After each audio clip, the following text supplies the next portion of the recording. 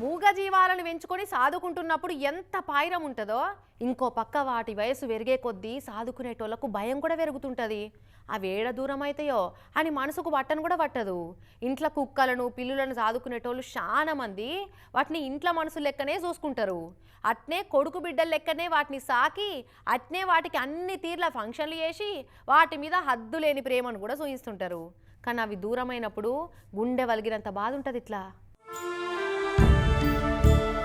అయ్యో, మంత్రి కొండ సురేఖక్క కుటుంబం అపురూపంగా సాదుకుంటున్న హ్యాపీ అనే ఈ కుక్క జీవిడిస్తే పాపం సురేఖక్క ఎక్కెక్కేడ్చింది. అక్క పొంటు నాయనకైతే దుఃఖం ఆపుకోవశమైతే లేదు. ఈ హ్యాపీని ఇంట్లో మనిషి లెక్కనే పెంచిండ్రట. పొద్దున్నాక తిరిగి ఇంటికి వస్తే హ్యాపీ ఉరకచ్చి హత్తుకోగానే రందులన్నీ పోయినట్టుండేదట.